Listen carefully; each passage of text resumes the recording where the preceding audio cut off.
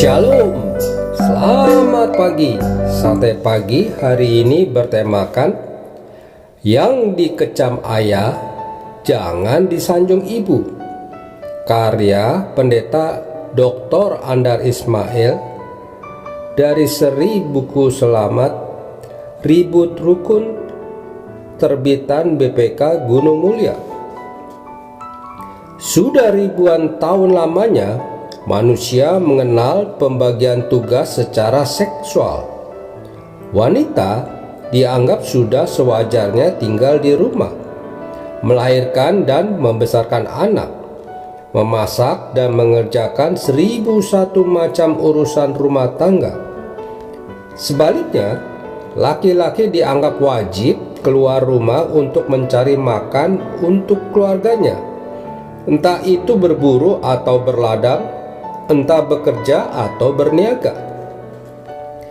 Pembagian kerja secara seksual itu sudah bersifat universal, meskipun anggapan yang melatar belakangi berbeda dari zaman ke zaman dan dari budaya yang satu ke budaya yang lain. Menurut pola pembagian tugas tersebut, mendidik anak termasuk pada tugas ibu.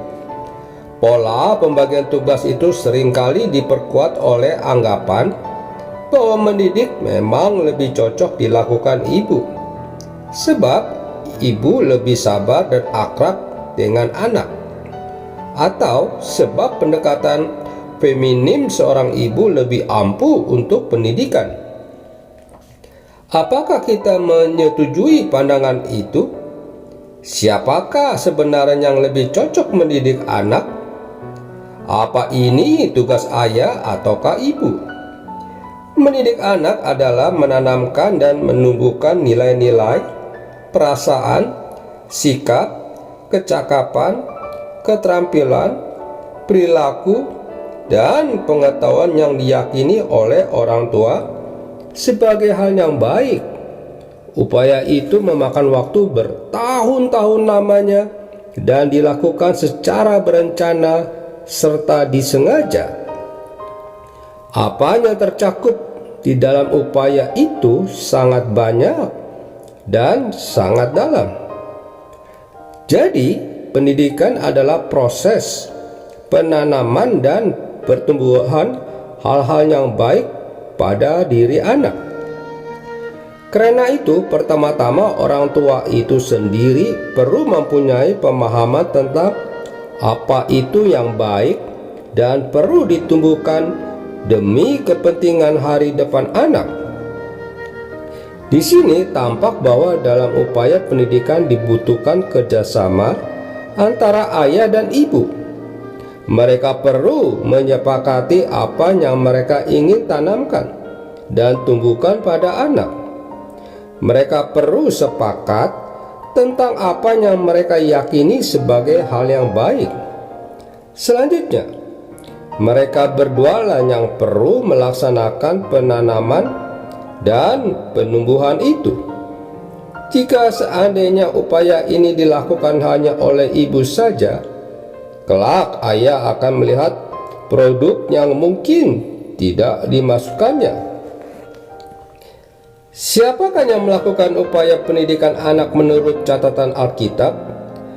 Dalam hal ini, Alkitab mencatat beberapa kecenderungan. Ada kecenderungan pada bangsa Israel purba untuk menganggap pendidikan sebagai tugas ayah. Di Yesaya pasal 38 ayat 19 tertulis, "Seorang bapa memberitahukan kesetiaanmu kepada anak-anaknya." Di Suka 42, salah satu kitab Rabi, dikatakan bapaknya harus mengajar dia Torah dan pembacaan Shema. Dalam masyarakat Israel purba yang berbudaya dominasi pria, ada anggapan bahwa ayah lebih cakap pendidik ketimbang ibu. Hal ini dicatat oleh Lewis Sherrill dalam The Rise of Christ Education.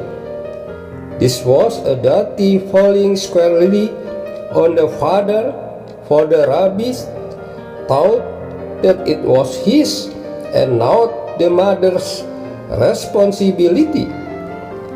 Karena itu, kurang tepat untuk menilai partisipasi ayah dalam pendidikan anak sebagai ciri modernasi, sebab ternyata beberapa abad sebelum Kristus sudah ada masyarakat yang di dalamnya ayah berperan sebagai pendidik. Selanjutnya, di Alkitab terdapat pula keyakinan bahwa pendidikan adalah tugas bersama antara ayah dan ibu. Pendampingan dan pengawasan sehari-hari atas perilaku anak bukanlah tugas ibu atau tugas ayah, melainkan tugas ayah dan ibu bersama-sama. Di Ulangan pasal 21 ayat 18 sampai dengan 21 dicatat sebuah peraturan bahwa jika seorang anak membangkang walaupun sudah ditegur, maka haruslah ayahnya dan ibunya memegang dia dan membawa dia keluar kepada para tua-tua kotanya di pintu gerbang. Di Amsal pasal 1 ayat 8 tertera kata-kata mutara, "Hai anakku, dengarkanlah didikan ayahmu dan jangan menyia-nyiakan ajaran ibumu." Walaupun di Alkitab kita menemukan dua kecenderungan yang berbeda, namun agaknya kita dapat menarik kesimpulan bahwa kecenderungan yang lebih umum adalah keyakinan bahwa pendidikan anak adalah tugas bersama antara ayah dan ibu. Sebab itu, misalnya di Lukas pasal 2 ayat 51, kita membaca dan ia tetap hidup dalam asuhannya mereka, yang berarti bahwa Yesus dididik oleh ayahnya dan ibunya. Dalam banyak hal lainnya, ayah dan ibu dapat berbagi tugas. Namun, tugas mendidik perlu dilihat sebagai tugas bersama dan dilakukan sebagai kesatuan. Apa yang dilarang oleh ibu, janganlah diperbolehkan oleh ayah. Apa yang dikecam ayah, jangan disanjung ibu. Kita mengaku bahwa anak adalah pemberian Tuhan. Dalam pemahaman Kristiani, pemberian mengandung penugasan.